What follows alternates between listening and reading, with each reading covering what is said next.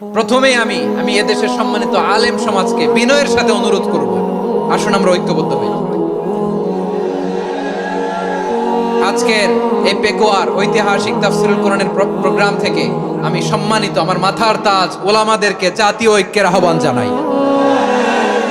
পেকুয়ার এই ঐতিহাসিক তাফসীরুল কোরআনের প্রোগ্রাম থেকে আমি আমার সম্মানিত রাজনৈতিক ব্যক্তিবর্গদেরকে জাতীয় ঐক্যের আহ্বান জানাই। অনেক হয়েছে আর না। আধিপত্যবাদকে রুখে দিতে হলে, বাংলাদেশের বিরুদ্ধে যে কোনো ধরনের ষড়যন্ত্রকে রুখে দিতে হলে জাতীয় ঐক্যের কোনো বিকল্প নাই। চিল্লায় বলো ঠিক কিনা?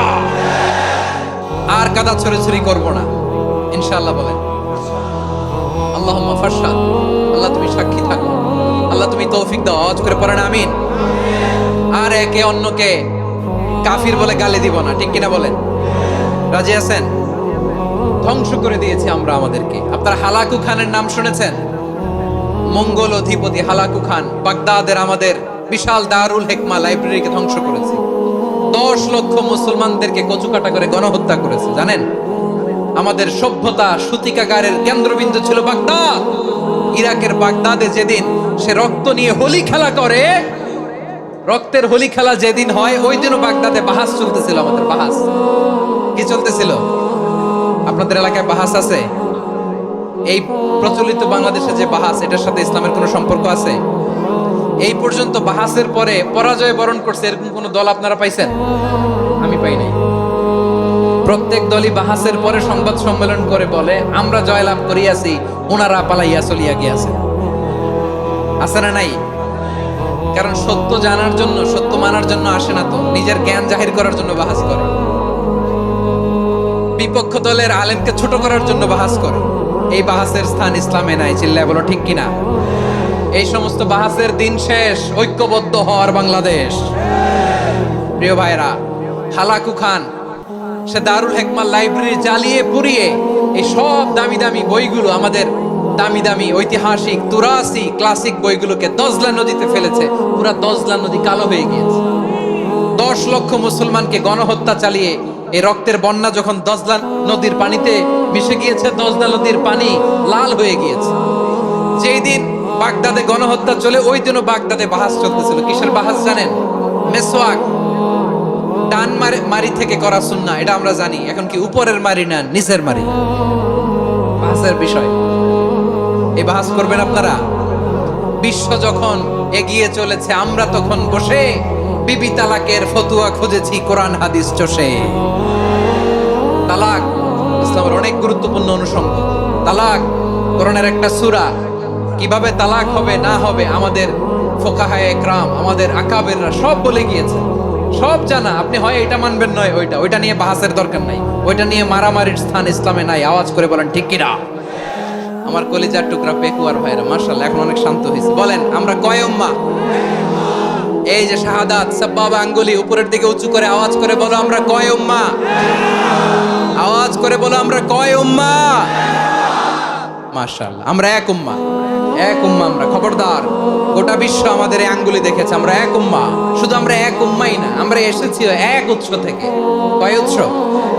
ফ্রম অ্যাডাম এন্ড ইভ, আদম এবং হাওয়া, উনার সন্তান আমরা। তার ছেলে মেয়ে থেকে, তার ছেলে মেয়ে থেকে, তার ছেলে মেয়ে থেকে আমি। তার মানে রাস্তাঘাটে এদিকে সেদিকে যাকেই দেখি সে আমাদের এই বিরাট পরিবারের কেউ না কেউ। চিল্লায় বলেন ঠিক কিনা? এই যে যারা বসে আছে, আমরা কোনো না কোনো ভাবে তো আত্মীয়। কি বলেন?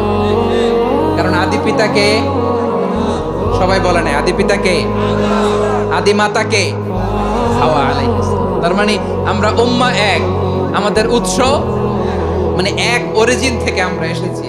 সূরাতুল হুজরাতে আল্লাহ চমৎকার ভাবে বলেছেন। এবং এই আয়াতটা দিয়ে 2022 সালে ফিফা ওয়ার্ল্ড কাপ কাতারে শুরু হয়েছে। দেখেন কাতার কি স্মার্টলি গোটা বিশ্বকে এক উম্মার কনসেপ্ট দিয়েছে। সুবহানাল্লাহ পড়েন। সূরাতুল হুজরাত আল্লাহ বলেন ইয়া আইয়ুহান নাসু ইন্না খলাকনাকুম মিন যাকারিন ওয়া উনসা وجعلناكم شعوبا وقبائل لتعارفوا إن أكرمكم عند الله أتقاكم إن الله عليم মুবিন।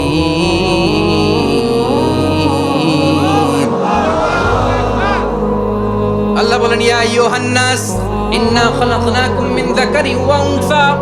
ও দুনিয়ার মানুষেরা শোনো, তোমাদের সবাইকে সৃষ্টি করেছি এক পুরুষ এক নারী থেকে। আওয়াজ করে বলতে হবে পুরুষটার নাম কি? এবার আওয়াজ করে বলুন নারীটার নাম কি? মিন যাকারিন ওয়া উনসা, এক নারী এক পুরুষ থেকে তৈরি করেছি। যাতে যাতে দলে দলে তোমাদেরকে বিভক্ত করেছি, যাতে একে অপরের সাথে পরিচিত হতে পারো। So may you interact each other. বিভিন্ন দেশে বিভিন্ন দলে তোমাদেরকে বিভক্ত করেছে যাতে ইন্টারাকশন হতে পারে, তাআরুফ হতে পারে। লিতাআরফু, যাতে তাআরুফ হয়, পারস্পরিক পরিচিতি হয়। তাহলে আমাদের অরিজিন এক। এই আয়াতটা যে কত powerful! This verse addresses the entire human being.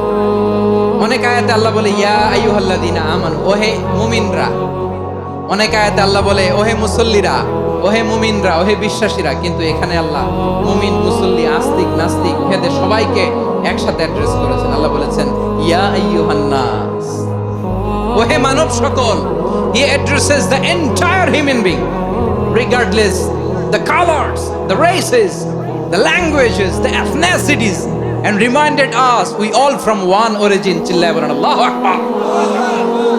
আল্লাহ বলেন তোমাদের সবাইকে বানিয়েছি এক পিতা আদম, এক মাতা হাওয়া থেকে। দলে দলে গ্রামে গ্রামে ছড়িয়ে দিয়েছি যাতে করে তোমরা পরিচিত হতে পারো। আমি আল্লাহর কাছে তোমাদের কোনো ধরনের আলাদা মর্যাদার কোনো স্ট্যান্ডার্ড নাই, একটা ছাড়া। ইন্না আক্রামাকুম ইনদাল্লাহি আতকাকুম, আমার কাছে তার মর্যাদা সব চাইতে বেশি যার হৃদয়ে তাকওয়া থাকবে বেশি। আল্লাহর কাছে ধনী গরিবের পার্থক্য নাই, লম্বা খাটোতে পার্থক্য নাই, আরব অনারবে পার্থক্য নাই। এই আয়াত নাজিল করে আল্লাহ তাআলা বিভেদের দেয়াল বা প্রাচীরকে ভেঙে গুড়িয়ে দিয়েছেন।